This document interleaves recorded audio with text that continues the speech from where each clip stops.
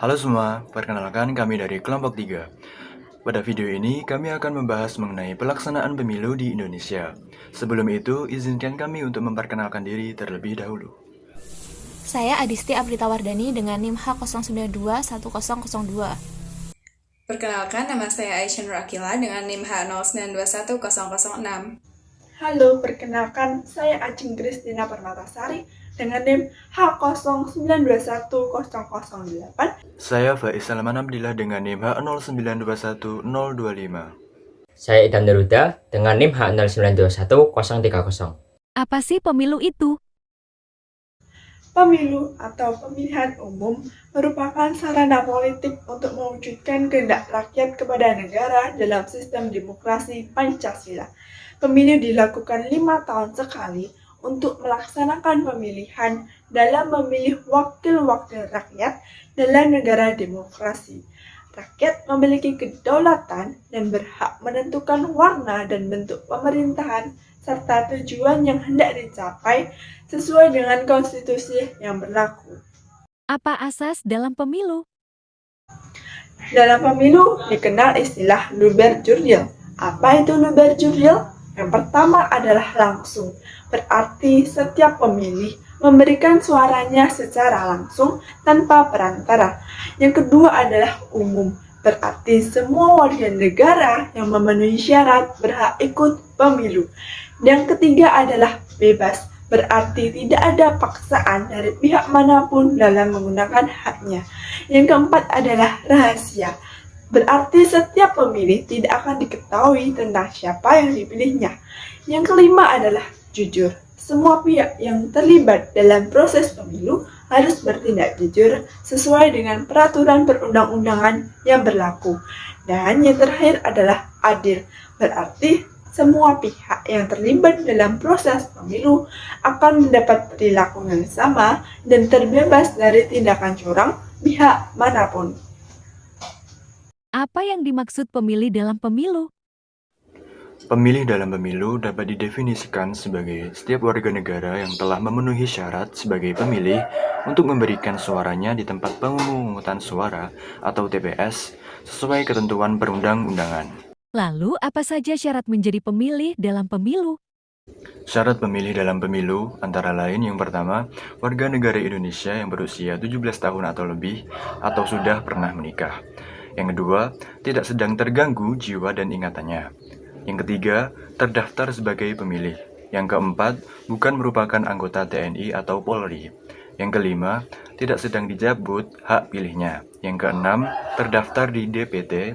Yang ketujuh, khusus untuk pemilu kada, calon pemilih harus berdomisili sekurang-kurangnya 6 bulan di daerah yang bersangkutan. Apa dasar hukum pelaksanaan pemilu di Indonesia?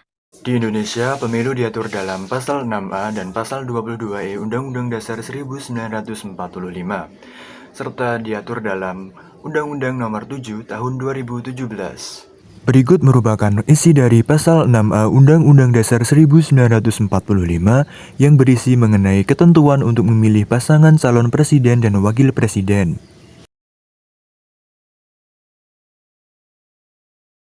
Sedangkan pada pasal 22E Undang-Undang Dasar 1945 dijelaskan mengenai asas pemilu, ketentuan untuk memilih DPR, DPD, dan DPRD, serta ketentuan untuk memilih presiden dan wakil presiden.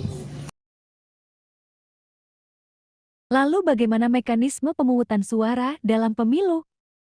Berikut tata cara pengumpulan suara pada pemilu. Pertama, masuk melalui pintu yang telah disediakan di TPS. Kedua, kumpulkan formulir C6 kepada panitia dan tunggu hingga namamu dipanggil. Ketiga, setelah namamu dipanggil, ambil surat suara. Keempat, masuk ke dalam bilik suara dan mulai mencoblos. Pastikan suaramu sah dan rahasia. Kelima, lipat surat suara dan masukkan ke dalam kotak suara. Keenam, celupkan jarimu ke dalam tinta untuk menandakan bahwa kamu telah memberikan suaramu. Setelah itu, kamu telah resmi aktif berpartisipasi dalam demokrasi. Apa saja pelanggaran yang terjadi dalam pemilu? Dalam proses pelaksanaan pemilu terdapat berbagai macam pelanggaran. Yang pertama adalah pelanggaran kode etik. Menurut pasal 251 Undang-Undang Nomor 8 Tahun 2012 tentang Pemilihan Umum Anggota DPR, DPD, atau DPRD, disebutkan bahwa pelanggaran Kode etik penyelenggara pemilu adalah pelanggaran terhadap etika penyelenggaraan pemilu yang berpedoman kepada sumpah dan atau janji sebelum menjalankan tugas sebagai penyelenggara pemilu. Pelanggaran yang kedua adalah tindak pidana pemilu. Menurut pasal 260 Undang-Undang Nomor 8 Tahun 2012, disebutkan bahwa tindak pidana pemilu adalah tindak pidana penyelenggaraan dan atau kejahatan terhadap ketentuan tindak pidana pemilu sebagaimana diatur oleh undang-undang. Yang ketiga adalah pelanggaran administrasi pemilu.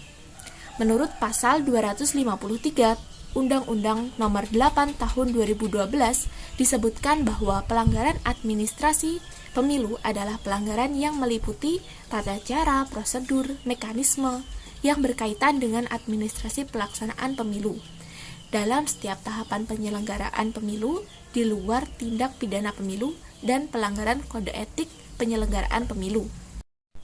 Yang keempat adalah sengketa pemilu. Menurut pasal 257 Undang-Undang Nomor 8 Tahun 2012 menyebutkan bahwa sengketa pemilu adalah sengketa yang terjadi antar peserta pemilu atau antara peserta pemilu dengan penyelenggara pemilu sebagai akibat dari dikeluarkannya keputusan KPU, KPU Provinsi, dan KPU Kabupaten. Yang kelima adalah sengketa tata usaha negara pemilu. Menurut pasal 268 Undang-Undang Nomor 8 Tahun 2012 menyebutkan bahwa sengketa tata usaha negara pemilu adalah sengketa yang timbul dalam bidang tata usaha negara pemilu antara calon anggota DPR, DPD, DPRD Provinsi, DPRD Kabupaten, atau partai politik calon peserta pemilu dengan KPU, KPU Provinsi, dan KPU Kabupaten sebagai akibat dikeluarkannya keputusan KPU.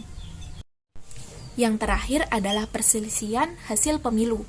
Menurut pasal 271 ayat 1 Undang-Undang Nomor 8 Tahun 2012 menyebutkan bahwa perselisihan hasil pemilu adalah perselisihan antara KPU dan peserta pemilu mengenai penetapan perolehan suara hasil pemilu secara nasional. Larangan dalam pemilu dan sanksi pelanggaran pemilu. UU yang mengatur tentang pemilu adalah UU Nomor 7 Tahun 2017.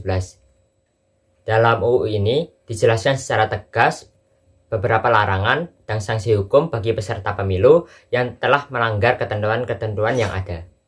Ada beberapa larangan dan sanksi hukum yang dijelaskan dalam UU ini, antara lain: yang pertama, bagi peserta pemilu yang berkampanye di luar jadwal yang telah ditetapkan, akan diberikan sanksi pidana kurungan paling lama selama 1 tahun dan denda paling banyak 12 juta. Yang kedua, bagi peserta pemilu yang memberikan keterangan tidak benar dalam laporan dana kampanye dapat dikenai sanksi pidana kurungan paling lama selama 2 tahun dan denda paling banyak sebanyak 24 juta.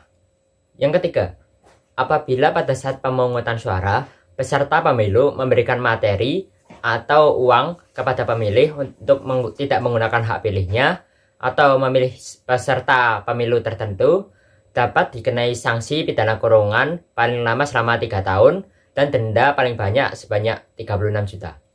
Yang keempat, apabila peserta pemilu menerima sumbangan dana dari pihak luar atau donatur yang tidak jelas identitasnya, dapat dikenai sanksi pidana kurungan paling lama selama 3 tahun dan denda paling banyak 36 juta. Nah, gimana? Teman-teman udah makin mengerti kan mengenai pemilu di Indonesia? Oleh karena itu, marilah kita turut berpartisipasi aktif dalam demokrasi dengan memberikan suara kita dalam pemilu. Jangan golput ya. Sekian dari kami, semoga bermanfaat. Terima kasih.